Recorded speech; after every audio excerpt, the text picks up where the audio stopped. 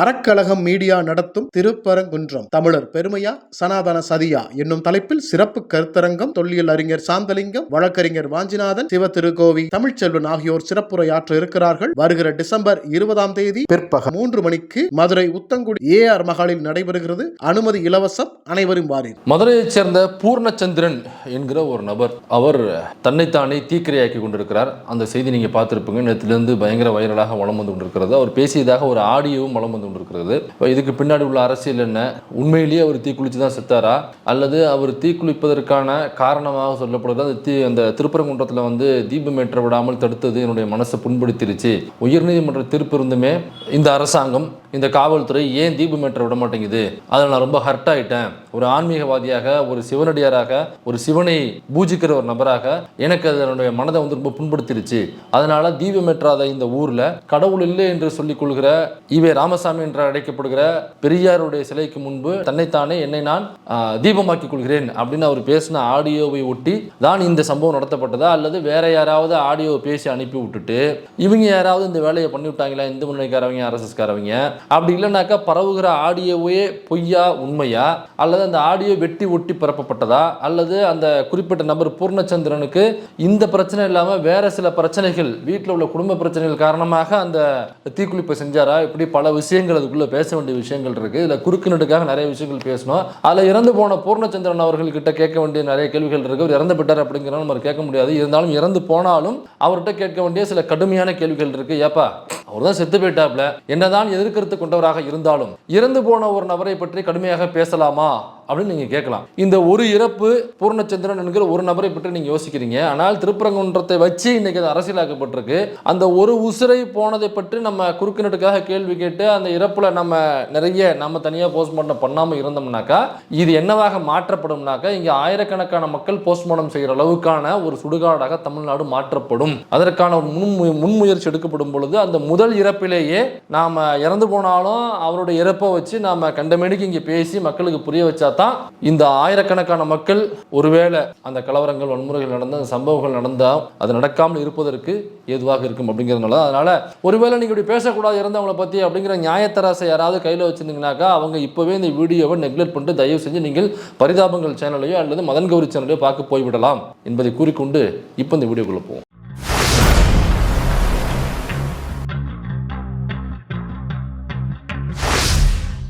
பூர்ணச்சந்திரன் என்கிற நபர், அவர் ஒரு ஆன்மீகவாதியாக இருந்திருக்கிறாரு.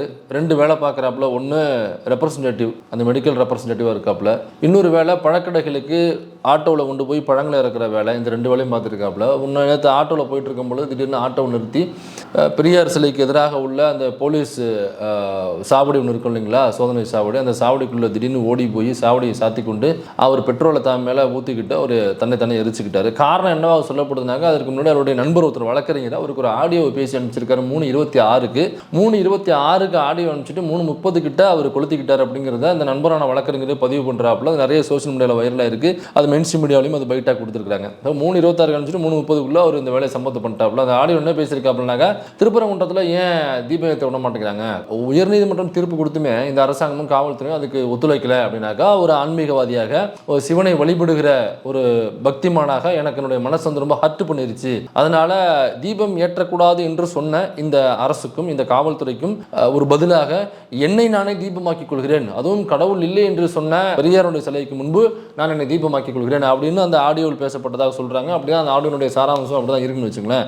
ஆனால் அந்த ஆடியோ கேட்கப்படும் பொழுது ஃபுல் ஆடியோவா இல்லை, இடையில ஏதோ கட்டிங் வெட்டிங் ஓட்டிங் இருக்கிறாப்புல நமக்கு ஒரு சின்ன சந்தேகம் இருக்கு. அது வெட்டிங் ஓட்டிங் இருக்கா, அது பூர்ணச்சந்திரன் பேசின ஆடியோ தானா, அவருடைய போன்லேருந்து தான் அந்த வழக்கறிஞர் போனுக்கு அந்த ஆடியோ போயிருக்கா, அல்லது அப்படி போயிருக்குனாக்கா அது வெட்டி ஒட்டாத ஆடியோவா, அவரே பேசின ஆடியோவா, அல்லது வேறு யாராவது பாஜகவில் இருந்து, RSS இருந்து, இந்து முன்னணியில் இருந்து, அல்லது இந்த RSS சங் பரிவார் கும்பலில் இருந்த ஏதோ ஒரு கும்பலில் உள்ள ஒரு வானரம் இந்த ஆடியோ சேட்டையை செய்திருக்கிறதா அப்படிங்கிறத தீவிர விசாரணைக்கு உட்படுத்தி, தீவிர ஆய்வுக்கு உட்படுத்தி காவல்துறை இந்த உண்மையை வெளியில் சொல்லும் வரை நம்ம அந்த ஆடியோ உண்மையான ஆடியோ தான் அப்படின்னு நம்மளால நம்ப முடியாது. ஏன் இதை சொல்றேன்னாக்கா, அவங்களோட STDகள் அந்த மாதிரி இருக்கு. அண்ணாமலை இப்படி தான் ஒரு ஆடியோவை வெட்டி ஒட்டி பரப்பினால. தஞ்சாவூர் பக்கத்தில் உள்ள மைக்கேல்பட்டி அப்படிங்கிற ஒரு ஊர், அந்த ஊரில் உள்ள ஒரு மாணவி, அவங்க ஒரு கிறிஸ்தவ பள்ளியில் படிக்கும் பொழுது என்னை கட்டாய மதமாற்றம் செய்ய முயற்சி பண்ணுறாங்க அப்படின்னு அந்த பெண்மணியை, அந்த மாணவியே பேசுனது மாதிரியான ஒரு ஆடியோ வெட்டி ஒட்டி இதே அண்ணாமலை தான் முதல்ல ரிலீஸ் பண்ணாப்புல அவருடைய ட்விட்டர் பேஜில். அதே அண்ணாமலை தான் இதையும் ரிலீஸ் பண்ணியிருக்காப்புல. அப்படின்னாக்கா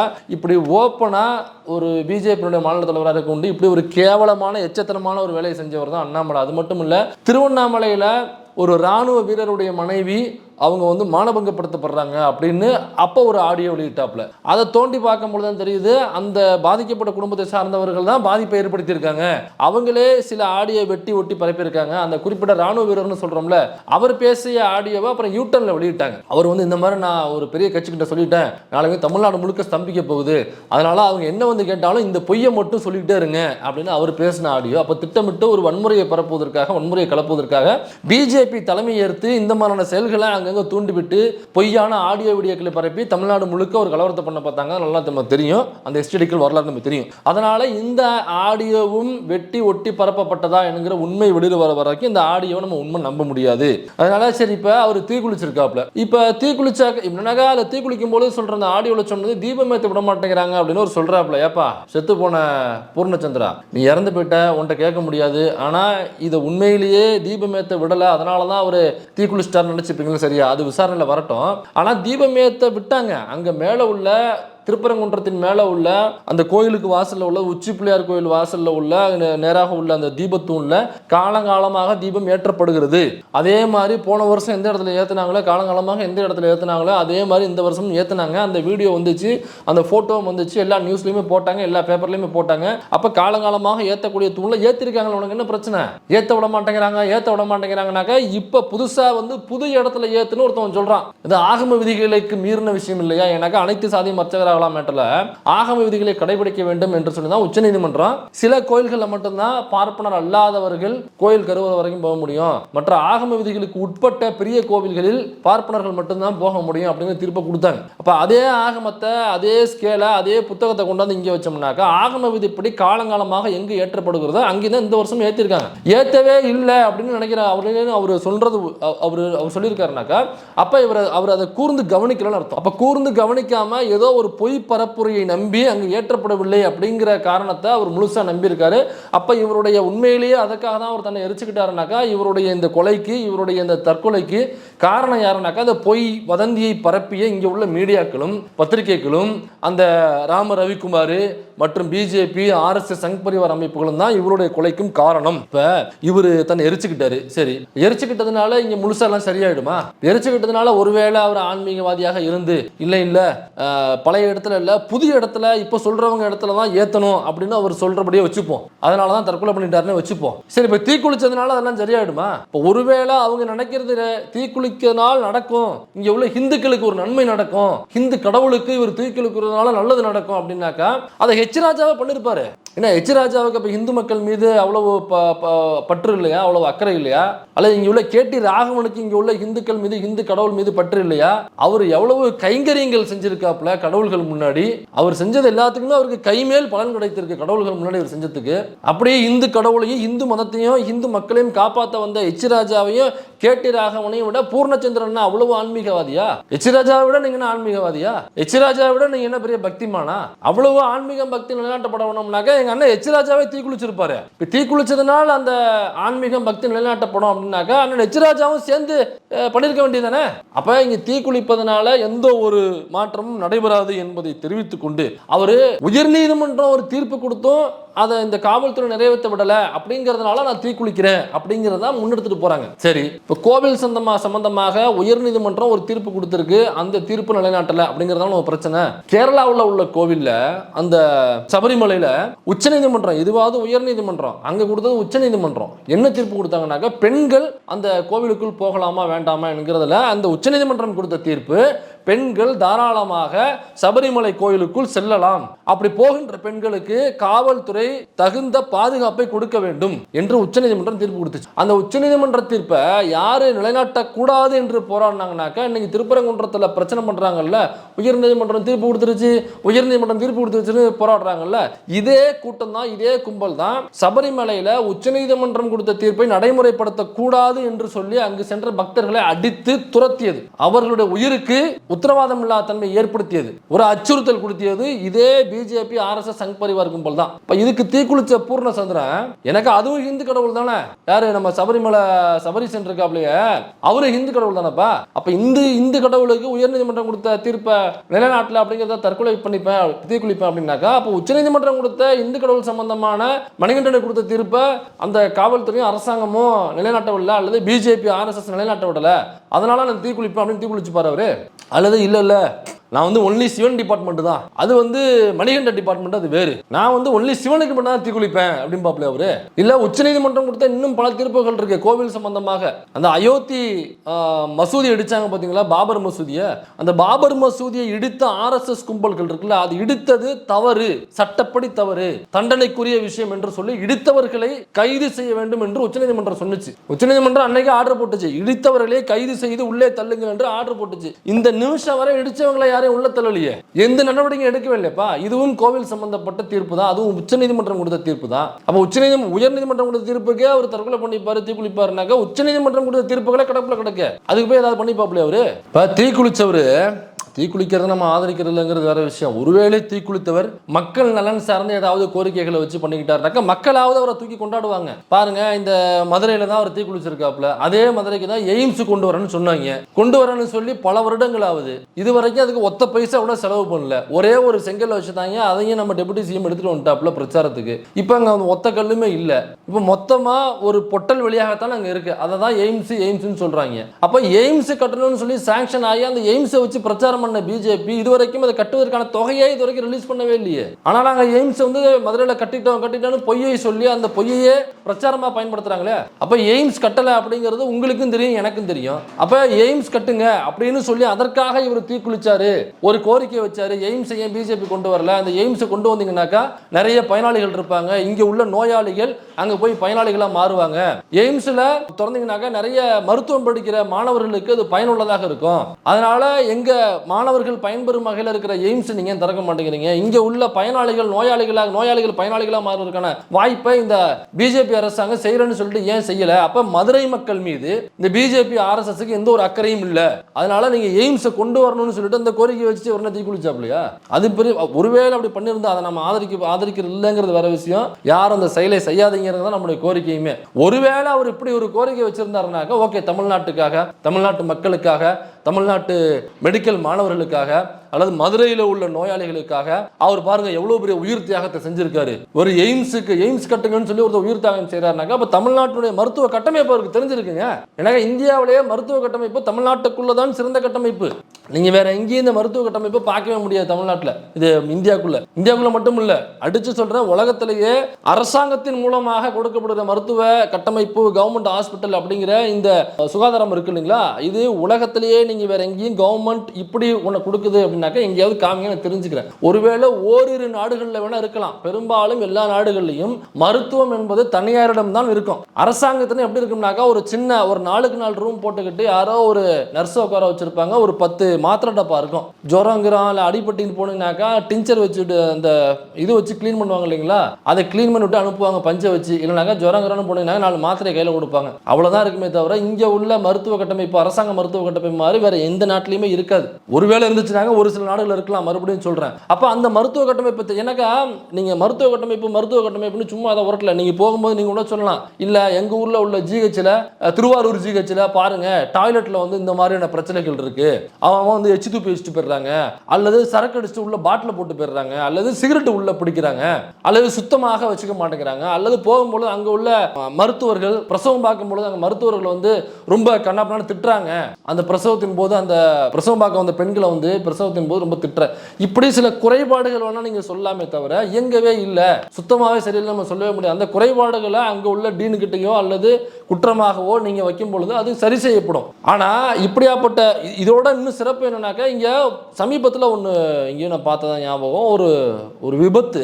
அந்த விபத்துல ஒருத்தர் 2 கையுமே போயிருச்சு, அவருக்கு சுத்தமா 2 கையுமே போயிருச்சு. அதுல இந்த பக்கம் கையில உள்ள சில இதை எடுத்து இந்த பக்கம் கையில ஒட்டி அந்த கை இயங்க ஆரம்பிச்சிருச்சு. இதை செஞ்சது அரசு மருத்துவர்கள். இந்த கையில உள்ள சில போர்ஷன் எடுத்து இந்த கையில வச்சு ஃபுல்லா வச்சு ஸ்டிச் பண்ணி இந்த கை இயங்க ஆரம்பிச்சிருச்சு. இதெல்லாம் எவ்வளவு பெரிய சாதனைகள் தெரியுமா?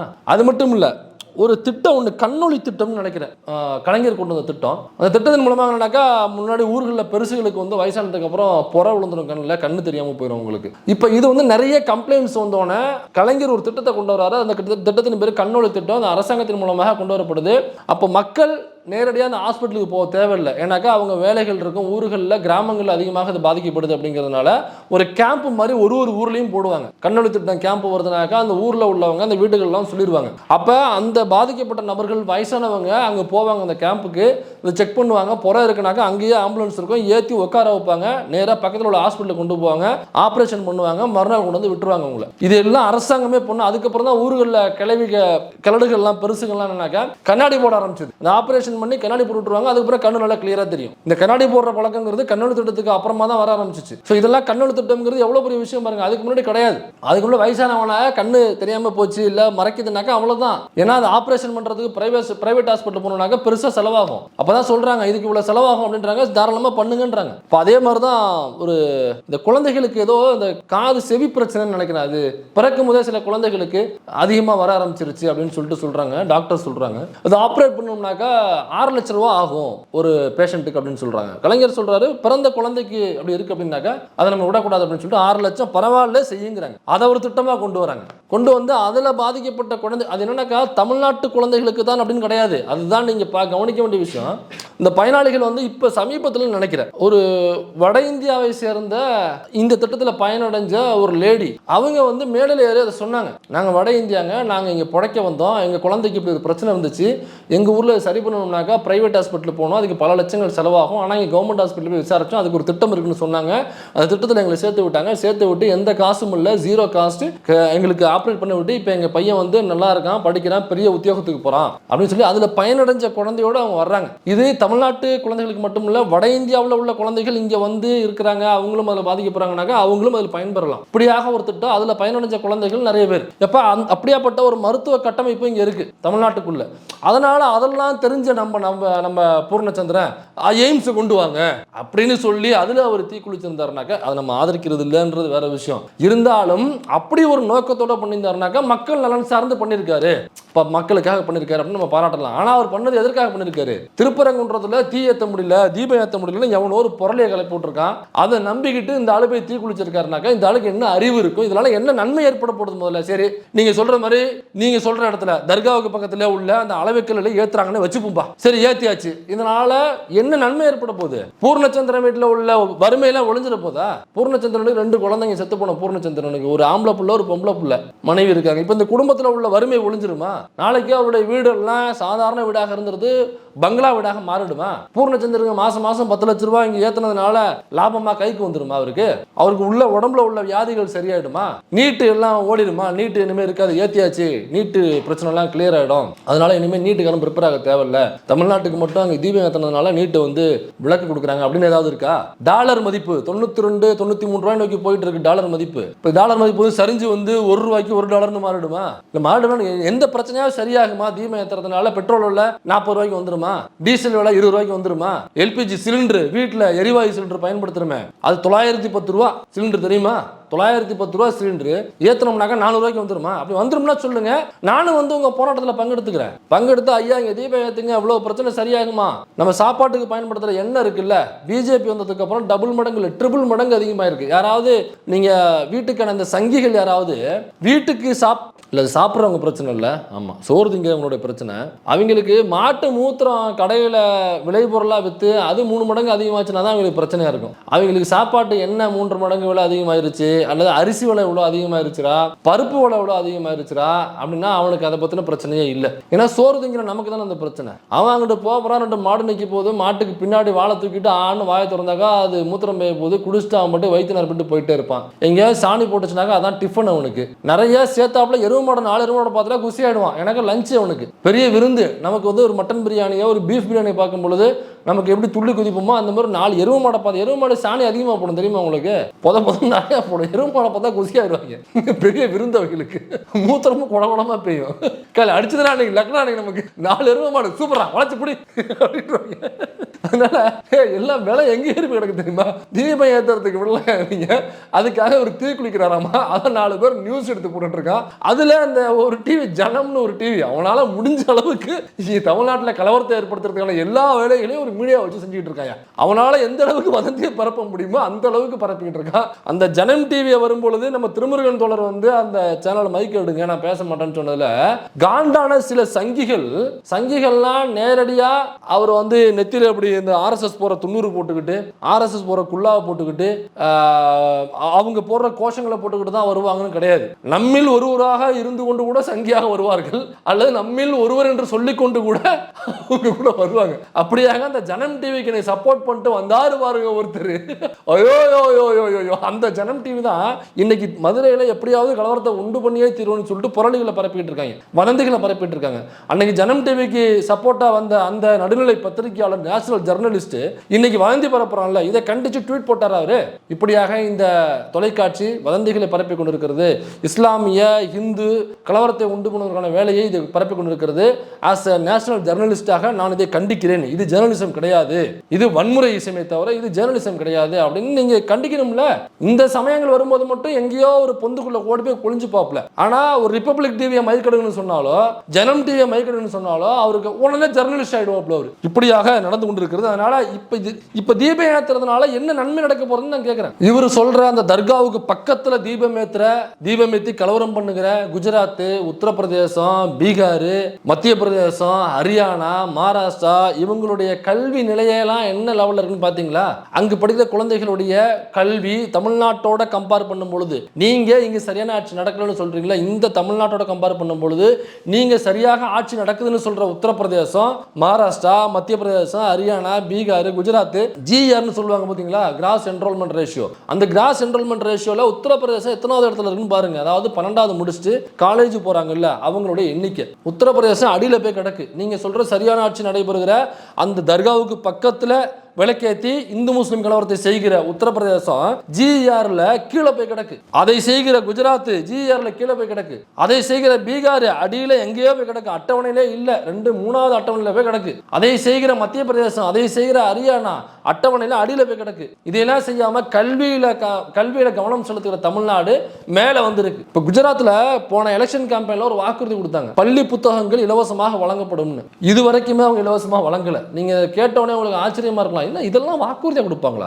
ஏங்க ஸ்கூல்னு இருந்தாக்கா புத்தகங்கள் இலவசமாக கொடுக்கணும்னு நம்ம சொல்லுவோம். ஏன்னாக்கா நமக்கு அப்பத்துலேருந்து அது இலவசமாக கொடுக்கப்பட்டிருக்கு. ஸ்கூல் புத்தகம் மட்டும் இல்லை, பஸ் பாஸு, லேப்டாப்பு, சைக்கிளு, அது இது லொட்டு லூசுக்கு நம்ம நிறைய எனக்கு படிப்பு உள்ளே கொண்டாந்து உட்கார வைக்கணும். படிப்புங்கிறதே இல்லாத பல தலைமுறைகள்லேருந்து வருகிற முதல் தலைமுறையை ஸ்கூலுக்குள்ளே கொண்டு போய் காலேஜில் கொண்டு போய் உட்கார வைக்கிறதுக்கு இந்த வசதிகள்லாம் இல்லை.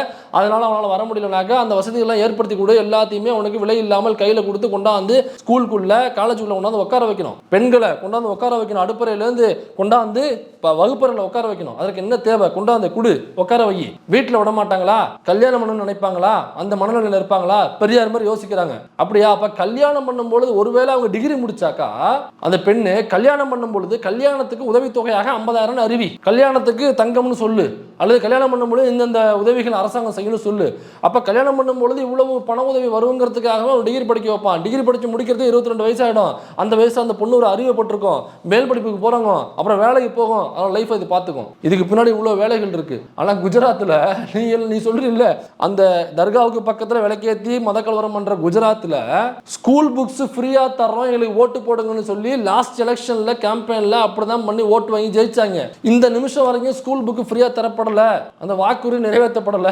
அங்க ஸ்கூல் புக்ஸ் எல்லாம் காசு கொடுத்து தான் வாங்கணும். இங்க தமிழ்நாட்டு பாடணும்னு அதுக்காக தான் ஆரம்பிச்சு அதுல புக்ஸை பிரிண்ட் பண்ணி இலவசமா புக்ஸ் கொடுத்தாங்க ஸ்கூல்ல படிக்கிற மாணவர்களுக்கு. ஆனா தமிழ்நாட்டு பாடநூல் அந்த மாநிலத்தினுடைய படிக்கிற மாணவர்களுக்கான பாடநூல் என்பது அரசாங்கமே அச்சிட்டு தருவது என்பது தமிழ்நாட்டில் மட்டும்தான் முதல்ல ஆரம்பிக்கப்பட்டது, தமிழ்நாட்டில் மட்டும்தான் இருக்குன்னு நினைக்கிறேன் நான். அல்லது அருகாமையில் உள்ள சில மாநிலங்களோட இருக்கலாம். பீகார், குஜராத்தில் கிடையாது. பிஜேபி தொடர்ந்து ஆளுகிற குஜராத்தில் இதுவரைக்குமே பள்ளிகளில் படிக்கிற மாணவர்களுக்கு பாட புத்தகம் என்பது இலவசம் கிடையாது, அவர்கள் காசு கொடுத்து தான் வாங்க வேண்டும். இவன் சொல்றான் தமிழ்நாட்டுக்குள்ள வந்து தீபத்தை தர்காவுக்கு பக்கத்தில் ஏத்துன்னு அங்க உள்ள சங்கி வந்து இங்க தூண்டி விடுறான். அங்க அமைச்சராகவும் அங்க முதலமைச்சராகவும் இருந்த மோடி, அமித்ஷா எல்லாம் திருப்பரங்குன்றத்தில் வந்து பேசுறாங்கன்னாக்கா, எப்ப உனக்கு என்னப்பா தகுதி இருக்கு? தமிழ்நாட்டோட கம்பேர் பண்ணும்பொழுது நீ உங்களுடைய மாநிலத்தில் குஜராத்ல இருந்தா மோடி வர்றாப்புல, குஜராத்ல இருந்தா அமித்ஷா வர்றாப்புல, குஜராத்ல தான் இந்தியாவுடைய மிக பெரும் பணக்காரர்கள் எல்லாருமே குஜராத்ல தான் இருக்காங்க. அப்படி இருக்கும்போது அங்க உள்ள குழந்தைகளுக்கு ஏன் இலவசமா புத்தகம் கொடுக்கலாங்கிற கேள்வியை கேட்கணும்ல. இப்போ உன்னையோட நாங்க பெட்டரா இருக்குமே, அப்ப இந்த விளக்கேத்துறது மண்ணாங்கட்டல அங்கேயே வச்சுக்கோ, எங்களுக்கு தேவையில்லை, நாங்க சரியா ஆட்சி புரிஞ்சுட்டு இருக்கோம். நீ உத்தரப்பிரதேசம் போய் பாருங்க, இங்க லஞ்சுக்கு அப்புறம் இப்ப காலை சிற்றுண்டி கொடுக்க ஆரம்பிச்சிட்டாங்க. அதுல டெய்லி வேற சாப்பாடுகள் போட ஆரம்பிச்சிட்டாங்க. அந்த சாப்பாடு என்ன அட்டவணையில் இருக்கும், அந்த சாப்பாடுகள் கரெக்டா பரிமாறப்படுது அப்படிங்கிறது நீங்களே போய் செக் பண்ணிக்கலாம். ஆனா உத்தரப்பிரதேசத்துல மதிய சாப்பாடு என்ன தெரியுமா? மதிய சாப்பாடு கிடையாது. சில ஸ்கூல்ல மட்டும் மதிய சாப்பாடு வச்சிருக்காங்க. 2 சப்பாத்தி, அந்த 2 சப்பாத்திக்கு தொட்டுக்க என்ன தெரியுமா? உப்பு. அந்த உப்பை அந்த சப்பாத்தி தொட்டு நீங்க தொட்டு சாப்பிடணும். அந்த சப்பாத்தியும் சில நாள் கிடையாது. அந்த ஸ்கூல்லாம் பாத்தீங்கன்னா ஸ்கூல்னு நீங்க சொல்ல மாட்டீங்க, சொல்றதுக்கு ரொம்ப தயக்கமா இருக்கு. இருந்தாலும் உண்மையை சொல்லித்தாங்க தான் சொல்றேன். நம்ம ஊர்ல ஒரு பாலடைஞ்ச கைவிடப்பட்ட பில்டிங் இருக்கும்ல, அந்த பில்டிங் தான் அங்க ஸ்கூல். மற்றபடி ஸ்கூலே கிடையாது. ஸ்கூலுக்கு பக்கத்துல பாத்தீங்கன்னாக்கா கஞ்சா செடி தோட்டங்கள் நிறைய இருக்கும், ரோட்டோரமாவே இருக்கும். ஒரு யூடியூபரே அதை போய் யூடியூப்ல வீடியோ எடுத்து போட்டார். உத்தரப்பிரதேசத்தில் போயிட்டு உத்தரப்பிரதேசம் எப்படி இருக்கு பாருங்கன்னு சொல்லிட்டு, ஒரு நம்ம ஊர்ல தக்காளி எல்லாம் வைப்பாங்க, ஒரு வண்டி மாதிரி கை வண்டி மாதிரி தக்காளி அல்லது வேற ஏதாவது வெஜிடபிள்ஸ் போட்டு விற்பாங்க. அந்த கை வண்டி இருக்குல்ல, அதுல கஞ்சா செடியை போட்டு வித்துட்டு இருக்காங்க ஒருத்தவன். கஞ்சாவை போட்டு லிட்டர்லாம் ஓப்பனா ரோட்டோரமா வித்துக்கிட்டு இருக்காங்க. செடி, கஞ்சா செடி. போறவங்க அதை வாங்கிட்டு போகலாம், யார் வேணாலும். அங்க போலீஸ் எதுவும் பண்றது இல்லைங்கிறத அவர் வீடியோ எடுத்து போட்டாப்புல. இப்படியாப்பட்ட அந்த மாநிலத்திலிருந்து வந்தவங்க நமக்கு வந்து இங்க வந்து பேசுறாங்க.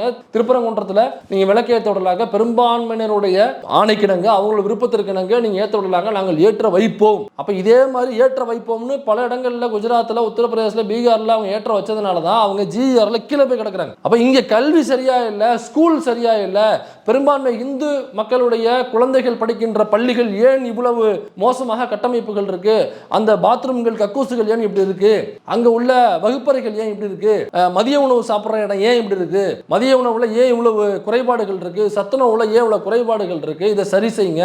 அப்ப பெரும்பான்மையான இந்துக்கள் படிக்கிற பள்ளிகள் இப்படி இருக்குன்னு சொல்லிட்டு என்னைக்காவது ஒரு சங்கி அந்த இந்துக்களுடைய குழந்தைகள் படிக்கிற ஸ்கூல் சரியில்லைன்னு போராட்டம் வந்திருப்பானா? அந்த பெரும்பான்மை இந்துக்களுடைய மாணவர்கள் காலேஜில் படிக்கிற காலேஜ் சரியில்லைன்ட்டு ஒரு ஆர்எஸ்எஸ் காரன், பிஜேபி காரன் எவனாவது தீ குளிப்பதோ அல்லது டீ குடிப்பதோ, டீ குடிக்கிறது, டீ குடிக்கும் போராட்டம்னா வச்சிருப்பாங்களா அவங்க? டீ குடிக்கும் போராட்டம் ஒரு போராட்டம் வச்சிருப்பாங்களா? இந்த இந்து பெரும்பான்மை இந்துக்களுடைய குழந்தைகள் படிக்கிற பள்ளி சரியில்லை, காலேஜ் சரியில்லை, இவங்களுடைய கட்டமைப்புகள் சரியில்லை, பள்ளி கட்டமைப்புகள் சரியில்லை, பில்டிங் சரியில்லை, அரசாங்கம் சரியில்லை, அரசாங்கத்தில் வேலை செய்யறவங்களுக்கு ரிசர்வேஷன் சரியா போய் சேரல, ரிசர்வேஷன் மூலமாக பெரும்பான்மை இந்துக்கள் தான் பலனடைறாங்க. அந்த ரிசர்வேஷனை ஏன் ஐஐடியில் சரியா ஃபாலோ பண்ணப்படுறது இல்லை? அப்ப பெரும்பான்மை இந்துக்கள்ல உள்ள பெரும்பான்மையாக இருக்கக்கூடிய பிசி எம்பிசில உள்ள ஜாதிகள் ஏன் நீங்க வந்து 16.7% மட்டுமே போட்டிருக்கீங்க, 16.73% மட்டுமே ஏன் போட்டிருக்கீங்க, 16.67% மட்டுமே ஏன் ஃபில் பண்ணிருக்கீங்க? அப்ப பெரும்பான்மை இந்துக்கள்ல உள்ள பெரும்பான்மை ஜாதியாக இருக்கக்கூடிய பிசி எம்பிசில இன்னும் 10.33% ஏன் நீங்க வந்து பார்ட்னர் சமூகத்தை போட்டு ஃபில் பண்றீங்க? அப்ப பெரும்பான்மை இந்துக்கள்ல உள்ள பெரும்பான்மை ஜாதியாக இருக்கக்கூடிய பிசி எம்பிசில உள்ளவங்க பாதிக்கப்படுறாங்களா இல்லையா? அதை நீங்க சரி செய்யலனாக நாங்கள் போராட்டம் பண்ணுவோம். இந்து முன்னணி இதே மாதிரி ஒரே ஒரு போஸ்ட் எங்கேயாவது விட்டு பார்த்திருப்பீங்களா? இதற்கு டீ குடிக்கும் போராட்டம் இல்ல, டீ குடிக்கும் போராட்டமா நடத்திருப்பாங்களா அவங்க? இப்ப இதற்காக இதை கண்டிச்சு பாருங்க, வேலை வாய்ப்புகளை ஒன்றிய அரசு பெரும்பான்மை இந்துக்கள்ல உள்ள பெரும்பான்மை ஜாதியாக இருக்கக்கூடிய பிசி எம்பிசி அதாவது ஓபிசில உள்ளவங்களுக்கு எப்படி தீங்கிழைக்குது பாருங்க, அவங்களை எப்படி ஏமாத்தி பிழைக்குது பாருங்க, எப்படி அயோக்கியத்தனமாக அவங்களை ஏமாத்துறாங்க பாருங்க. இதை சரி செய்ய வேண்டும். பெரும்பான்மை இந்துக்கள்ல உள்ள பெரும்பான்மை ஓபிசி சமூகத்தில் உள்ளவங்க, பிசி எம்பிசி சமூகத்தில் உள்ளவங்க வந்து பாதிக்கப்படுறாங்க. இதை கண்டித்து இந்து முன்னணி ஆர்ப்பாட்டம், இதை கண்டித்து இந்து மக்கள் கட்சி ஆர்ப்பாட்டம், இதை கண்டித்து பிஜேபி ஆர்ப்பாட்டம். எங்கேயாவது ஒரு இடத்துல ஒரு போஸ்ட் பார்த்திருப்பீங்களா? தீக்குளிக்கும் போராட்டம் இல்ல, டீ குடிக்கும் போராட்டம் ஒன்னே ஒண்ணு. இந்த தீக்குளிப்பிற்கு பின்னாடி உண்மை என்ன இருக்கு அப்படிங்கறத விரைவில் அரசாங்கம், காவல்துறை உள்ளே சென்று புலனாய்வு செய்து உண்மை எது பொய் எதுங்கிறது மக்கள் மத்தியில தெரிவிச்சு ஆக வேண்டும். ஏன் இதை சொல்றோம்னாக்கா, இதே மாதிரியான ஒரு கலவரம் தான் கோயம்புத்தூர்ல நடந்துச்சு 1991 நினைக்கிறேன். அப்ப நடந்த கலவரம், அப்போ ஒரு போலீஸ்காரர் கொல்லப்படுறாரு. அந்த போலீஸ்காரனுடைய பேர் செல்வராஜ். அவர் ஒரு ஹிந்து. அவரை வந்து ஒரு இஸ்லாமியர் வந்து வெட்டி கொண்டுட்டாரு. அந்த வெட்டி கொண்ட இஸ்லாமியர் அங்க உள்ள இஸ்லாமிய அமைப்பை சார்ந்தவர். அதனால ஹிந்து முன்னணி நாங்கள் களத்தில் குதித்து அந்த ஹிந்து செல்வராஜ் பாதிக்கப்பட்டதற்கு எதிராக நாங்கள் எங்களுடைய வன்முறையை கட்டவிழ்த்து விடுவோம் அப்படின்னு தான் இந்து முன்னணி உள்ள இறங்குனுச்சு. ஆனா இதுல பரிதாபத்துக்குரிய ஒரு விஷயம் என்ன தெரியுமா, இறந்து போனவருடைய பேர் செல்வராஜ் தான். அவன் செல்வராஜ் தான், அவர் காவல்துறையை சார்ந்தவர், அவன் காவல்துறையை சார்ந்தவர் தான். ஆனா செல்வராஜ்ங்கிற பேருக்கு முன்னாடி இன்னொரு ஒரு பேர் இருக்கு, அதை எல்லாரும் மறைச்சிட்டாங்க. அவருடைய பேர் அந்தோணி செல்வராஜ், அதாவது ஆண்டனி செல்வராஜ் தான் அவருடைய பேர். அப்ப அவர் ஒரு கிறிஸ்தவர், இஸ் நாட் a ஹிந்து. அப்ப அவர் ஹிந்துவே இல்ல, அவர் ஒரு கிறிஸ்தவர். அப்ப கிறிஸ்தவர் வெட்டி கொல்லப்பட்டவங்க ஓகேவா அப்படின்னு இந்து முன்னணிக்காரன் கேட்டானாக்கா, அப்ப கிறிஸ்தவர் எங்கேயாவது கொல்லப்பட்டாக்கா நீ முன்னாடி போய் நிப்பே எல்லா இடத்துலயும். அதே கிறிஸ்தவர் தான் இதே RSS ஒரிசாவில் வந்து எரிச்சு கொண்டாங்க, மதத்தை பரப்ப வர்றாரு அப்படின்னு சொல்லிட்டு ஒரு ஆஸ்திரேலியன் ஃபாதர். அவர் ரொம்ப வயசானவர். அதான் இவங்க எடுக்கிற பீஸ்லாம் பார்த்தீங்கன்னாக்கா நாளைக்கு சாக போகிற பீஸ்களாக எடுத்துக்க வேண்டியது. அவர் வயசான ஒரு தாத்தா, ஒரு ஃபாதர், அவருடைய குழந்தைகள் இருந்துச்சு, அவருடைய மனைவி எல்லாரையும் ஒரு வேனில் வச்சு எரிச்சு கொண்டுட்டு ஓரமாக நின்று வேடிக்கை பார்க்குறாங்க. அந்த வேன் எரிஞ்சு சாம்பலாகி நிற்கிற வரைக்கும் உள்ள செத்துட்டாங்களா கறிக்கட்டை ஆகிட்டாங்களான்னு ஓரமாக நின்று வேடிக்கை பார்த்துட்டு எல்லாம் செத்துட்டாங்க கறிக்கட்டை ஆகிட்டாங்க அப்படிங்கிறத கன்ஃபார்ம் பண்ணிட்டு போகிறாங்க. எவ்வளவு கொடூரமான மனநிலை இருக்கும் இவங்களுக்கு பாருங்க. இவங்களால மனிதர்கள் ஆகுங்க, வாழவே தகுதி இல்லாத மனிதர்கள், பூமியிலே இருக்க தகுதி இல்லாத மனிதர்கள். இதுல ஒருத்தர் தான், முக்கியமான நபர் தான் இன்னைக்கு பிஜேபி சார்பாக நாடாளுமன்றத்துக்குள்ள எம்பிஆர் ஜெயிச்சு உள்ள போயிருக்காப்ல. இவ்வளவு கொடூரமான மனநிலையில் ஒருத்தவங்க ஜெயிச்சு போயிருக்காருன்னா அவர் அந்த மக்களுக்கு என்ன செஞ்சு கிழிப்பாரு, அங்க உள்ள கிறிஸ்தவர்களுக்கு என்ன பாதிப்பு இருக்கும், என்ன பாதுகாப்பு இருக்கும், அங்க உள்ள முஸ்லிம்ஸுக்கு என்ன பாதுகாப்பு இருக்கும், அங்க உள்ள இந்துக்கள் அல்லாத மக்களுக்கு என்ன பாதுகாப்பு இருக்கும், அங்க உள்ள பழங்குடி மக்களுக்கு அங்க என்ன பாதுகாப்பு இருக்கும். இப்ப இவங்க எல்லாம் சொல்றாங்க. அதனாலதான் இப்ப கிறிஸ்தவர்கள் பாதிக்கப்படுறாங்க அப்படின்னு அப்ப இந்து முன்னணி உள்ள போகல. ஆண்டனி செல்வராஜ் கொல்லப்பட்டார், அது செல்வராஜ்ங்கிற பேரை மட்டும் எடுத்துக்கிட்டு போஸ்ட் அடிச்சு விட்டுறாங்க, செல்வராஜ் என்ற இந்து இஸ்லாமியர்களால் படுகொலை செய்யப்பட்டார் அப்படின்னு சொல்லிட்டு இந்து முன்னணி உள்ள பொண்ணு கலவரம் பண்றாங்க. போகிற இடமெல்லாம் எந்தெந்த கடைகள் எல்லாம் இஸ்லாமியர்கள் கடையோ, எந்தெந்த வீடுகள் எல்லாம் இஸ்லாமியர் வீடுகளோ, அந்த வீடுகளுக்குள்ளும் அந்த கடைகளுக்குள்ளுமே மட்டுமே புகுந்து சூறையாடப்படுகிறது. அங்க உள்ள முஸ்லிம்களுடைய வீடுகள் எதுவோ அந்த வீடுகளில் புகுந்து அந்த இஸ்லாமியர்கள் தாக்கப்படுகிறார்கள். செஞ்சது இந்து முன்னணி. இது வரலாறு. சரி, இதுல வந்து அந்த ஆண்டனி செல்வராஜ்ங்கிறவரை வெட்டினவர் ஒருவேளை முஸ்லீமே இல்லையானாக்கா ஒரு முஸ்லீம் தான் வெட்டினார். அந்த காவல்துறை அதிகாரி வெட்டினது ஒரு முஸ்லீம் தான். சரி, ஒரு குறிப்பிட்ட அமைப்பை சார்ந்தவர் இல்லையா, அவர் அந்த குறிப்பிட்ட அமைப்பை சார்ந்தவர் தான். ஆனா உண்மை என்னன்னாக்கா அவர் பேர் செல்வராஜ் இல்ல, அவர் பேர் ஆண்டனி செல்வராஜ். அந்த கலவரத்துல சம்பவம் நடக்குது, அதற்காக அந்த அமைப்புக்கோ அந்த நபர்களுக்கோ நம்ம சப்போர்ட் பண்ணிட்டு வரல. தாராளமாக அந்த அமைப்பின் மீது, அந்த தவறை செய்த, அந்த குற்றத்தை செய்த, அந்த கொலையை செய்த நபர்கள் மீது தாராளமாக வழக்கு போட்டு உள்ள தள்ளுங்க, யார் வேண்டாம்னு சொன்னா, அல்லது அந்த அமைப்பின் மீது நடவடிக்கை எடுத்துட்டு போங்க, யார் வேண்டாம்னு சொன்னா. அதற்காக ஒட்டுமொத்த இஸ்லாமியர்களும் இப்படித்தான், அந்த ஒட்டுமொத்த இஸ்லாமியர்களும் இதற்காக வந்து சாக வேண்டும் அப்படின்னு சொல்லி இந்து முன்னணி களத்துல குதிக்குதுனாக்கா அப்ப திட்டமிட்ட வன்முறை தானே இது. செல்வராஜ் அவருங்கிற ஒரு கிறிஸ்டியன் ஆண்டனி செல்வராஜ் வச்சு செல்வராஜ் கட் பண்ணி பரப்புற, அப்போ உனக்குள்ள ஒரு இன்டென்ஷன் இஸ்லாமியர்கள் மீது இங்க தாக்குதல் நடத்தணும், அதுக்கு ஒரு காரணம் வேணும். அப்ப எப்படியாவது ஒரு ஹிந்து எங்கேயாவது சாவான், அதை வச்சு ஒரு கலவரமா மாத்தலாம்னு வெயிட் பண்ணிட்டே இருக்கான். அதுல செல்வராஜ்ங்கிற ஒரு ஆண்டனி செல்வராஜ் சாவறாரு, ஆண்டனி கட் பண்ணிட்டு செல்வராஜ்ங்கிறத பரப்புறான், அவன் நினைச்ச கலவரத்தை தூண்டுறான். அதே போல இங்கேயும் பூரணச்சந்திரன் என்கிற ஒருவர் இறந்திருக்கிறார், இதை நாம் கவனத்தில் கொள்ள வேண்டும். அதனால தான் சொல்றேன். ஏன்னாக்கா இது பார்க்கும் பொழுது இன்ஸ்டால வந்து இந்த இறப்பை ஒட்டி ஒரு செய்தி போடுறாங்க, அவருடைய போஸ்ட்டை போட்டு அதுக்கு கீழே ஒருத்தர் வந்து கமெண்ட் பண்ணியிருக்காரு, மிஸ்டர் AK நவ் அப்படிங்கிற ஐடியில இருந்து அவர் வந்து கமெண்ட் பண்ணியிருக்காரு. அதை சொல்லும்போது இவர் எனக்கு தெரிந்த நபர், இவனுக்கும் இவன் மனைவி மேல் சந்தேகம் வந்து சண்டை அதிகமாகி விட்டு போயிட்டாங்க, தினமும் குடித்து ரோட்ல கிடப்பான், 2 முறை தூக்குல தொங்கி விழுந்துட்டான், இவன் கடைசியா தீக்குளிச்சிட்டான், ஆனா அதை இப்படி திருப்பி விட்டுட்டானுங்க, செத்தவனே யோசிச்சிருக்க மாட்டான் அப்படின்னு அவர் ஒரு பதிவு போட்டிருக்காரு, கமெண்ட்ல போட்டிருக்காரு. இந்த போஸ்ட் நீங்க வைரல். ஸோ அப்போ அவர் வந்து வீட்டு பொண்டாட்டியோட சண்டை, அந்த பொண்டாட்டி வந்து இவனை வாழ முடியாது, இவனை குடியார நாயா இருக்கான் அப்படின்னு சொல்லிட்டு தான் அந்த பொண்டாட்டி விட்டுட்டு போயிருச்சு. அதனால அடிக்கடி சண்டை போட்டு இவன் என்ன பண்ணிருக்கான், பொண்டாட்டி விட்டு போனவனே 2 முறை தூக்கில் தொங்குறது ட்ரை பண்ணியிருக்கான், அப்புறம் காப்பாற்றிருக்காங்க. அதுக்கப்புறம் டெய்லி குடிச்சிட்டு ரோட்டில் கடந்து பிறல்றதான் வேலையாக இருந்திருக்கு. அதுக்கப்புறம் தான் இவனை தீக்குளிச்சு செத்து போயிருக்கான், அதை அப்படி மாற்றி விட்டாங்கன்னு அவர் சொல்ல வரான்னு நான் சொல்லலை. அப்போ இந்த பொண்டாட்டி ஒருவேளை எப்படி கூட இருக்கலாம், பொண்டாட்டி செத்ததில் அவங்க விட்டு போனதில் ரொம்ப துக்கத்தில் குடிச்சிட்டு மனநிலையில் இருந்திருக்கலாம். அந்த மனநிலையை இந்த இந்து முன்னணி போன்ற நபர்கள் யாரோ மண்டையை கிளவி இதற்காக பயன்படுத்திருக்கலாம், நமக்கு என்னன்னு தெரியல, அது விசாரணை தெரிய வரும். இதை ஏன் சொல்றேன்னாக்கா இதே மாதிரி தான் குமார் பாண்டியன் என்கிற ஒரு நபர் தென்காசியில் அவர் வந்து வெட்டி கொல்லப்படுறாரு, சில இஸ்லாமியர்களால் வெட்டி கொல்லப்படுறாரு. குமார் பாண்டியன் என்கிற நபர் அங்கே உள்ள பிரச்சனைனாக்கா அந்த குமார் பாண்டியன் வந்து அங்கே உள்ள இஸ்லாமியர்கள்ட்ட வம்பளக்கிறாப்புல, அங்கே உள்ள மசூதி இதே மாதிரி அந்த தர்காவுக்கு பக்கத்தில் ஏற்றணுங்கிறாங்களே, இதே மாதிரி ஒரு பிரச்சனைங்க அங்கே தென்காசியில். அந்த தென்காசியில் தான் குமார் பாண்டியன் வெட்டி கொல்லப்படுறாரு. இப்போ அந்த குமார் பாண்டியன் வெட்டி கொல்லப்பட்டதுக்காக திரும்ப வெட்டி கொண்டாங்க இல்லைங்களா, அவங்கள கைது பண்ணி உள்ள போடுறாங்க. திரும்ப ஜாமீன்ல வரும்பொழுது குமார் பாண்டியன் வெட்டி கொண்டதற்காக அவங்க குடும்பத்தில் உள்ள 3 பேர் திரும்ப போயிட்டு ரிவெஞ்சாக அவங்க வெட்டி கொள்றாங்க. அந்த 3 பேர் அவங்க வெட்டி கொண்டாங்க, திரும்ப இந்த 3 முறையுமே அவங்க வெட்டி கொண்டாங்க. இப்படியாக நடந்து முடிஞ்சிருச்சு. இந்த குமார் பாண்டியன் இறந்து போனார்ல, அவரை வச்சு கோபுரம் காத்த குமார் பாண்டியன், கோவுக்கு கோ அப்படியே ரைமிங்கா போட்டு இன்னைய வரைக்கும் வசூல் பண்ணிருக்கானுங்க. இவரை வச்சு அங்க ஒரு மிகப்பெரிய அரசியல் நடக்குது தென்காசி பக்கம். இந்த குமார் பாண்டியன் இறந்து போனார் இல்லைங்களா, இவர் இறந்து போனதுக்கு நம்ம அத்வானி கிட்ட சொல்லி இவர் வந்து நமக்காக உயிர் நீத்திருக்காரு, நம்ம அமைப்புக்காக உயிர் நீத்திருக்காரு, இந்து மதத்துக்காக உயிர் நீத்திருக்காரு, அதனால அவங்க குடும்பத்துக்கு 5 லட்சம் ரூபாய் தரணும்னு சொல்லிட்டு அத்வானி கிட்ட இருந்து 5 லட்சம் ரூபாய் தரணுன்ற அனௌன்ஸ்மெண்ட் வந்துருச்சு. ஆனா வந்து சேர்ந்தது எவ்வளவு தெரியுமா, அந்த குடும்பத்துக்கு வெறும் 3 லட்சம் தான் வந்து சேர்ந்துச்சு. 5 லட்சம்னு சொல்லிட்டு 3 லட்சம் தான் வீட்டுக்கு கொடுத்துருக்காங்க. ஆனா இன்னைய வரைக்கும் வருஷம் அவருடைய போட்டோவை எச் ராஜா கூட ஷேர் பண்ணிருப்பான் பாருங்க, அவருடைய போட்டோவை போட்டு இன்னைய வரைக்கும் வசூல் பண்ணிருக்கானுங்க இந்த RSS இந்து முன்னெடுக்கும் போல. ஆனா அவங்க வீட்டுக்கு ஒரு பைசா ஒத்த பைசா கூட அந்த வீட்டுக்கு போவதில்லை. அவங்க வீட்டில் உள்ள கைக்கு ஒத்த பைசா போல. ஆனா வருஷம் ஒரு போட்டோ போட்டு எப்படி இங்க திரளை திரட்டுவாங்களோ விக்னேஷ் போட்டோ போட்டு அதே மாதிரி குமார் பாண்டியனோட போட்டோ போட்டு வருஷம் வசூல் பண்ணிருக்காங்க. அதே மாதிரி தான் அங்க ஒருத்தன் உயிர் நீத்திருக்கான் பூர்ணச்சந்திரன் ஒருத்தர். இப்ப அவருடைய போட்டோ போட்டு வசூல் பண்ண ஆரம்பிச்சிருப்பானுங்க. இந்நேரம் கலவரத்துக்கு இந்நேரம் ஸ்டார்ட் ஆயிருக்கும். ஏன்னா கோயம்புத்தூர் நடந்தது பாத்தீங்களா, 1991 நடந்தது. 91 நடந்ததுக்கு அப்புறம் தான் சக்சஸ்ஃபுல் ஃபார்முலாவா இருக்கு.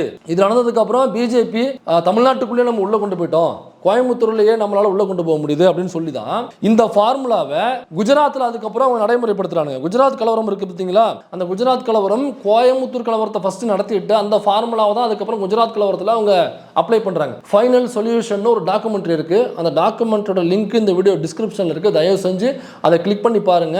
குஜராத்தில் நடந்த கலவரத்தை அப்படியே டாக்குமெண்ட் பண்ணியிருக்காங்க. அவங்க அந்த கலவரக்காரர்கள் உள்ள வரும் பொழுது எவ்வளவு காட்டேரித்தனமாக, எவ்வளவு ஒரு ராட்சசன் மாதிரி அவங்க வர்றதை நீங்க பார்க்கலாம். ஸோ அவங்க உள்ள வரும் பொழுது அப்படிதான் ஒரு ஜாம்பிஸ் மாதிரி இருக்கும். ஒரு வேன் முழுக்க ஒரு தெலுங்கு படமோ அல்லது மற்ற படமோ பார்க்கும் பொழுது வில்லன்கள் ஊருக்குள்ள கலவரம் பண்ணுறதுக்கு வருவாங்க இல்லைங்களா, ஒரு பெரிய வேன் எடுத்துட்டு அதே மாதிரி பல வேன்களும் பல டாடா சுமோக்களும் ஊரில் வரும் பொழுது ஊரில் உள்ள மக்கள் சைடில் நிற்கிறாங்க. அந்த ரோடுகள் முழுக்க போலீஸ்காரங்க பாதுகாப்போட அந்த கலவரக்காரர்கள் ஒன்று சத்தம் போட்டுட்டு கையில் வாளும் வெட்டரு வாளும் கோடாரி கம்புகளும் வச்சுட்டு அந்த ஊருக்குள்ள அப்படியே வருவாங்க அந்த கலவரக்காரர்கள். இந்த காட்சிகள் எல்லாம் ஃபைனல் சொல்யூஷன்ல இருக்கு. அதில் பாதிக்கப்பட்டவங்க கிட்ட அதுக்கப்புறம் பேட்டி எடுக்கிறாங்க, என்ன நடந்துச்சுன்னு ரொம்ப தெளிவாக சொல்றாங்க. இதை நீங்க தயவு செஞ்சு நீங்க இதை பார்த்துருங்க. ஸோ அதனால தான் இப்போ குஜராத் கலவரத்தில் ஒரு ஸ்ரீகுமார் அப்படிங்கிற ஒரு போலீஸ் ஆஃபீஸர், அது புலன் விசாரணையில் இருக்காரு. அந்த ஸ்ரீகுமார் என்கிற அந்த போலீஸ் ஆஃபீஸர் வந்து அதே அரசாங்கம், அப்போ அங்கே சிஎம்ஆ இருக்கிறது மோடி, உளவுத்துறை அமைச்சர் வந்து உள்துறை அமைச்சர் நம்ம அமித்ஷா அவர்கள் இருக்காங்க. ஸோ அப்போ நடக்கும் பொழுது ஃபோனில் ரிப்போர்ட் வரும், அதை அந்த ஃபோனில் கேட்டு அவர் ரிட்டர்னில் எழுதி வைக்கணும். அதான் ஸ்ரீகுமாருடைய வேலை. இப்போ ஸ்ரீகுமாருக்கு என்ன உத்தரவு போகுதுனாக்கா, அங்கே உள்ள கவர்மெண்ட் கிட்டேருந்து நீங்கள் எந்த ஃபோன் கால்ஸ் வந்தாலும் எடுக்காதீங்க, எடுத்து கலவரத்தை அப்டேட் பண்ணுவாங்க, அதை அப்டேட் பண்ணக்கூடாது என்று மேலிடத்தில் வந்து தகவல் உங்ககிட்ட சொல்ல சொன்னாங்க. அதனால அப்படி தகவல் வந்ததுனாக்கா அதை எதுவுமே நீங்க நோட் பண்ணாதீங்க, நீங்க டைரியை மூடி வச்சிருங்க, நோட்டை மூடி வச்சுட்டு நீங்க லீவ் எடுத்துங்க அல்லது ஓய்வு எடுத்துங்க அப்படின்னு தகவல் வருது. ஸ்ரீகுமார் நான் சொல்றாரு, ஏப்பா என் வேலையை என்ன செய்ய விடுங்கப்பான்னு சொல்லிட்டு அதுக்கப்புறம் அந்த கால்ஸ் எல்லாம் எடுத்து என்ன நடந்துங்கிறத குறிப்பிடுத்து வச்சார். இப்போ ஸ்ரீகுமார் மீது அந்த அரசாங்கம் வந்து டிரான்ஸ்ஃபர், அவர் வேலையில் சரியில்லை, அது இல்லை, இது இல்லைன்ட்டு இன்னைய வரைக்குமே அவருக்கு என்னென்ன போய் சேரணுமோ ரிட்டையர்மெண்ட்டுக்கு அப்புறம் அது இன்னைய வரைக்கும் முழுசா போய் சேரல. அங்கங்க அலக்கலைக்க விட்டு டிரான்ஸ்ஃபர் அது இதுன்னு போட்டு அது எல்லாமே அவருடைய புத்தகத்தில் எழுதியிருக்காரு. அங்க என்ன சம்பவம் நடந்துச்சு அப்படின்னு அந்த குறிப்புகளை வச்சுக்கிட்டு அவருக்கு வந்து தகவல்களை வச்சுக்கிட்டு அந்த காவல்துறை அதிகாரி ஒரு புத்தகம் எழுதியிருக்காரு. அந்த புத்தகத்தோட பேர் வந்து திட்டமிட்ட வன்முறையா சட்டப்படி நடந்த வன்முறைகள். புத்தகத்தோட பேர் சட்டப்படி நடந்த வன்முறைகள் தமிழ்ல இருக்கு. அவர் ஸ்ரீகுமார் அந்த அதிகாரி பேர், தயவு செஞ்சு வாங்கி படிங்க. சட்டப்படி நடந்த வன்முறை, சட்டத்தின் உதவியோட, காவல்துறை உதவியோட, அரசாங்கத்தின் உதவியோட அந்த வன்முறை எப்படி நிகழ்த்தப்பட்டுச்சு அப்படிங்கிறது ரிட்டர்ன் எழுதியிருக்காரு.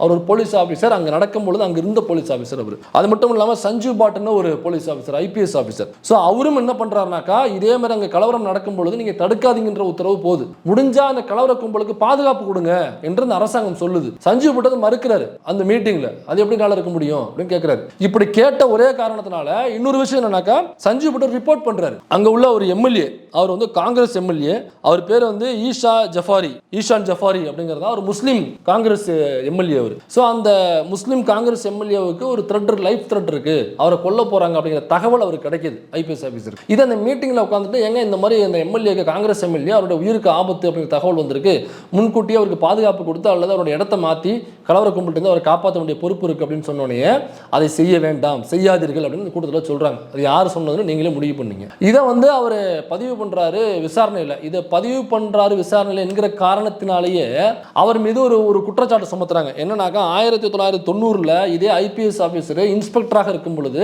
அவருடைய கட்டுப்பாட்டுக்குள்ள உள்ள ஒரு போலீஸ் ஸ்டேஷன்ல ஒரு லாக்அப் டெத்து, அந்த லாக்அப் டெத்துக்கு இவர் தான் காரணம் என்று 1990 நடந்த ஒரு லாக்அப் டெத்து இவங்க கேஸ் போட்டது எப்பனாக்கா 2012. எப்போ 2012 கேஸ் போட்டு கேஸ் ஒரு 7 வருஷம் நடக்குது. 2019 வரைக்கும் கேஸ் நடக்குது. செஷன் கோர்ட்ல ஜட்ஜ்மெண்ட் வந்து இவரை குற்றவாளின்னு சொல்லி உள்ள தூக்கி போட்டுறாங்க. 2019 போடுறாங்க. இன்னைய வரைக்குமே, இன்னைக்கு 2025, இன்னைய வரைக்குமே அவருக்கு ஜாமீன் கிடைக்கல, உள்ளதான் இருக்காரு. அப்ப கடைசியா அவங்க மனைவி வந்து ட்வீட் போட்டிருக்காங்க, இத்தனை வருட காலமாக என்னுடைய கணவருக்கு வந்து ஜாமீன் கூட கிடைக்கல அப்படின்னு சொல்லிட்டு அவங்க போட்டிருக்காங்க. ஏன்னாக்கா சஞ்சீவ் படுல உள்ள போய் டீலிங்லாம் பேசுறாங்க, நீங்க மாத்தி பேசுங்க அப்படின்னு சொல்லிட்டு நான் மாத்தி பேச முடியாதுங்கிறாரு அவரு. அப்ப ஜாமீன் கிடையாது. இது எவ்வளவு பெரிய கொடூரம் பாருங்க. ஒரு ஐபிஎஸ் ஆபீசர் அங்க இப்ப சிஎம் ஆக இருந்தது நம்ம நரேந்திர மோடி அவர்கள் தான் சிஎம், உள்துறை அமைச்சர் அமித்ஷா. அப்ப எவ்வளவு கொடூரமாக இருந்திருக்கும் பாருங்க. இப்ப இந்த கும்பல் தான் இங்க வந்து என்ன சொல்லுதுனாக்கா, திருப்பரங்குன்றத்துல தர்காவுக்கு பக்கத்துல தீபம் ஏத்தணும் பாருங்க, ஒருத்தர் செத்து போயிட்டார் பூர்ணச்சந்திரன். அப்ப தமிழ்நாடு அரசாங்கம், திமுக அரசாங்கம், தமிழ்நாடு காவல்துறை ஹிந்துக்களுக்கு எதிராக இருக்கிறது அப்படின்னு இந்த ஜனம் டிவி அப்படிங்கிற ஒரு டிவியை வச்சுக்கிட்டு போய் வதந்தியை பரப்பிக்கிட்டு இந்த நேரேஷனை செட் பண்ணிட்டு இருக்கானுங்க. நீங்க குஜராத்தில் நடந்ததை இன்னும் தெரிஞ்சுக்கணும்னாக்கா குஜராத் ஃபைல்ஸ் அப்படிங்கிற புத்தகம் இருக்கு, ராணா அயூப் எழுதுனது, அதுலயும் உங்களுக்கு தெளிவா இருக்கும். இப்போ யஷ்வந்த் ஷிண்டேன்னு ஒருத்தர் இருக்கார், ஆர்எஸ்எஸ் இருந்து வெளியில வந்த ஒரு நபர். அவர் கொடுக்குற வாக்குமூலம் என்னன்னாக்கா, அந்த வாக்குமூலம் தீக்கதிரில் பதிப்பா இருக்கு, விடுதலையிலையும் பதிப்பா இருக்கு. இதை வச்சு நாம ஒரு வீடியோ போட்டிருக்கோம். அந்த வீடியோட தம்ப்நெயில் உங்களுக்கு இப்போ ஃபுல் ஸ்கிரீன்ல வரும், பார்த்துங்க. இந்த வீடியோவோட லிங்க் டிஸ்கிரிப்ஷன்ல இருக்கு, போய் பாருங்க. அந்த யஷ்வந்த் ஷிண்டே கொடுத்த வாக்குமூலம் என்னன்னா, நான் ஆர்எஸ்எஸ்குள்ள போகும்பொழுது உண்மையிலேயே இந்துக்கள் இஸ்லாமியர்களால் பாதிக்கப்படுறாங்க அப்படின்னு நம்பி நான் உள்ள போனேன். போகும்பொழுது முழு நேர ஊழியரா நான் ஆர்எஸ்எஸ்ல சேர்ந்தேன். அப்ப சேரும்பொழுது முழு நேர ஊழியர்களை ஃபில்டர் பண்ணி இந்தியா முழுக்க ஃபில்டர் பண்ணி அங்கங்க சூஸ் பண்ணி எடுத்து ஒரு குறிப்பிட்ட இடத்துக்கு இந்தியாவில் ஒரு மூளை கூட்டு போய் அங்க வெடிகுண்டுகள் எப்படி தயாரிப்பது, அதை எப்படி வெடிக்க வைப்பது, வெடிக்கும் பொழுது எப்படி பாதுகாப்பாக நாம இருப்பது, வெடித்து இதுதான் முக்கியமான மேட்டர்னாக்க, வெடிச்சதுக்கு அப்புறம் அந்த பழியை எவ்வாறு இஸ்லாமியர்கள் மீது தூக்கி போடுவது, அந்த நேரேஷன் எப்படி செட் பண்றது, சோஷியல் மீடியா வச்சு, தலைவர்களை வைத்து, பத்திரிகையை வைத்து, இப்படிங்கிற இந்த கிளாஸும் எனக்கு எடுக்கப்பட்டது. இந்த கிளாஸை எடுத்தவங்க முக்கியமா யாருனாக்க, முன்னாள் ராணுவ அதிகாரிகள், ஆர்எஸ்எஸ் இருப்பவர்கள் வந்து எடுத்தாங்க. அது மட்டும் இல்ல, விஹெச்பி தலைவர் வந்து எடுத்தாங்க.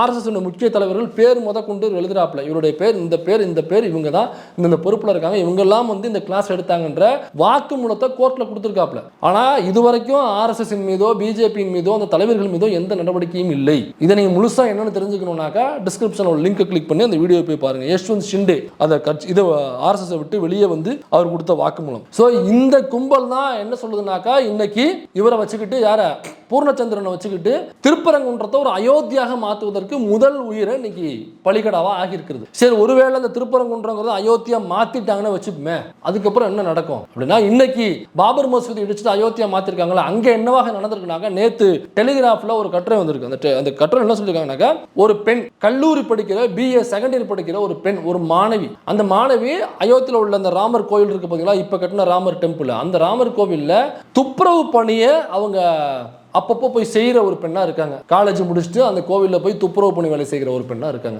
அந்த பெண்ணை, அந்த ராமர் கோயிலில் துப்புரவு வேலை செய்கிற ஒரு பெண்ணை அந்த கும்பல் 7 பேர் கொண்ட அந்த கும்பல் கூட்டு பாலியல் உள்ளுறவு செய்திருக்கிறது டெலிகிராஃப்ல நியூஸா அதை போட்டிருக்காங்க. அதை கவர் பண்ணிருக்காங்க, கட்டுரை எழுதியிருக்காங்க. அந்த பெண்ணு எப்படி இல்லாமல் அவங்க கூட்டு பாலியல் உள்ளுறவு செய்யப்பட்டாங்க, செஞ்சது யார், இந்த கும்பல் அப்படிங்கிறத பேரோட அதில் போட்டிருக்காங்க. டெலிகிராஃபனுடைய லிங்க் நான் டிஸ்கிரிப்ஷனில் பேஸ்ட் பண்ணுறேன், அந்த கட்டுரையை நீங்கள் வாசிச்சு பாருங்க. அப்போ இவ்வளவு கலவரம் வன்முறை செய்து அந்த மசூதியை இடித்து அங்கே ஒரு ராமர் கோயிலை கட்டினது, இப்ப அங்க வேலைக்கு வர்ற, அங்க துப்புரவு பணி வேலைக்கு வர்ற பெண்களை வந்து பாலியல் உள்ளுறவு செய்யறதுக்கும், அல்லது அந்த கோயிலுக்கு போற பெண்களை பாலியல் உள்ளுறவு செய்யறதுக்கும் தான் நீங்க கோயில் கட்டினீங்களா? இப்ப அவ்வளவு பிரச்சனை வன்முறைக்கு இடையே ஒரு தீர்ப்பு வாங்கி அந்த இடத்துல கோயில் கட்டினாக்கா அந்த சாமி வந்து காப்பாத்திக்கணும்ல. அவ்வளவு சக்தி படைத்த சாமிக்கு கோயில் அப்படின்னாக்கா அந்த சாமி வந்து காப்பாத்திருக்கணுமே. இந்த சாமியும் வந்து காப்பாத்தலையே. நீ தீபம் ஏத்துறதுக்கு அவ்வளவு சொல்ற, அந்த சாமி வந்து காப்பாத்தலையப்பா, தீபம் வந்து காப்பாத்தும். இதுல அந்த குஜராத் மேட்டர்ல இன்னும் ஒரு சிறப்பு என்னன்னாக்கா, அந்த குஜராத் கலவரமே எதை வச்சு தூண்டப்பட்டது, எதை வச்சு கொண்டு போனாங்கன்னாக்கா, கோத்ரா ரயில் இருப்பு சம்பவம். அந்த கோத்ரா உள்ள நின்று ரயில் அதை தீப்பிடித்து எரியுது.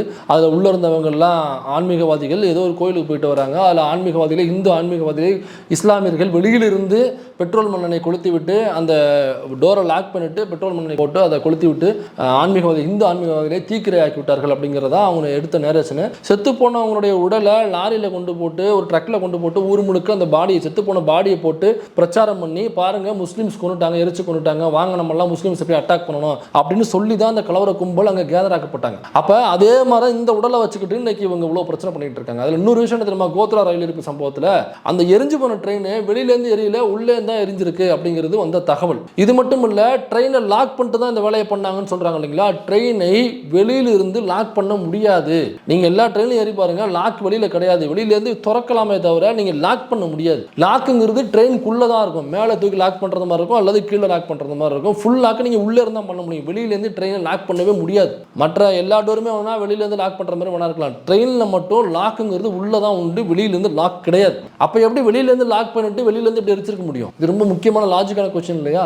அதே லாஜிக்கான கொஸ்டினை இந்த பூர்ணச்சந்திரன் நெருப்புலையும் நீங்க வச்சு பாருங்க. அதுல அந்த பாபர் மசூதி இடிக்கும் பொழுது அஞ்சல் சிங், ஆமா அஞ்சல் சிங் அப்படின்னு அவர் தான் அந்த பாபர் மசூதியில முதல் கோடாரியை கொண்டு போய் போட்டவர் அவர் தான். அந்த அந்த அந்த பிராமண கடப்பாறையை முதல் கடப்பாறையை கொண்டு போய் போட்டது நம்ம அஞ்சல் சிங். அவர் தான் அந்த பாபர் மசூதி மீது போட்ட முதல் கோடாரி. அது முதல் கோடாரியை போட்டவன தான் அந்த பீம், அந்த மேலே உள்ள ஒரு கூடாரம் மாதிரி இருக்கும், அதை உடச்சிக்கிட்டு உள்ள விழுந்தது. இப்போ உடச்சிக்கிட்டு உள்ள விழுகும் பொழுது கோடாரி போட்டார்ல, அவரும் சேர்ந்து உள்ள விழுந்தாப்புல. அஞ்சல் சிங்கும் முதல் கோடாரியை போட்டவர் உள்ள விழுகும் பொழுது பெரிய ஹைட் இல்லை, விழுந்தோடனே இந்த ரெண்டு காலும் கீழே கொண்டு போய் லேண்ட் ஆனதுல இடுப்புக்கு கீழே பேரலைஸ் ஆயிட்டு, இடுப்புக்கு கீழே ஒர்க் ஆகாதவருக்கு. இப்போ அந்த கூட்டத்தை திரட்டிட்டு போய் அஞ்சல் சிங் முதல் கோடாரியை போட்டார்ல, அந்த கடப்பாறையை, பிராமண கடப்பாறையை, அவர் இன்னைய வரைக்கும் அந்த கூட்டு போன கும்பல்களால் எந்த உதவியும் இன்றி அவருடைய குடும்பம் பிச்சை எடுக்காத குறையாக இருக்கிறது. வீட்டில் மொத்தம் 5 பேர் நினைக்கிறேன். 5 பேர் என்ன பண்றாங்கனாக்கா, பக்கத்து வீட்டில், ஏத்த வீட்டில், அந்த தெருவில், இந்த தெருவில் காசு படைச்சவங்க வீட்டில் அப்படி போய் சாமான் கழுவுறது, பெருக்கிறது, சின்ன சின்ன வேலைகள் செய்யறது, அதில் வர சின்ன சின்ன தொகையை வச்சுக்கிட்டு அவங்க வயிற்று கழுவிட்டு, ஒரு வேளை 2 வேளை வயிற்று கழுவிட்டு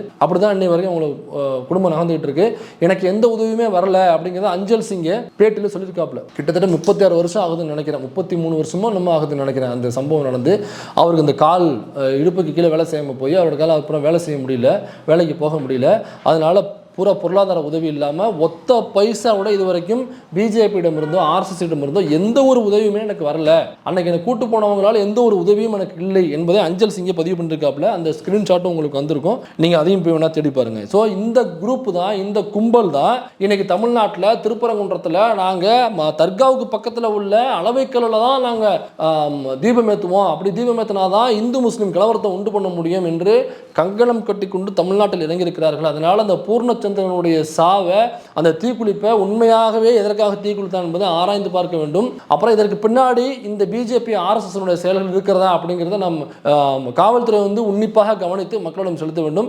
அதனால இதை நம்பிக்கிட்டு யாரையாவது அங்கே போய் நின்னீங்கன்னாக்கா, எப்படி உத்தரப்பிரதேசம் நாசமாய்ப்பு கிடக்கோ, எப்படி ஹரியானா நாசமாய்ப்பு கிடக்கோ, எப்படி மத்திய பிரதேசம் நாசமாய்ப்பு கிடக்கோ, இந்த பிஜேபி ஆர்எஸ்எஸ் இந்த மாதிரியான செயல்களால் நாசமாய்ப்பு கிடக்கோ, அதே மாதிரி தமிழ்நாடும் நாசமாக போகும். அதற்கான முதல் பழி தான் இந்த பழி.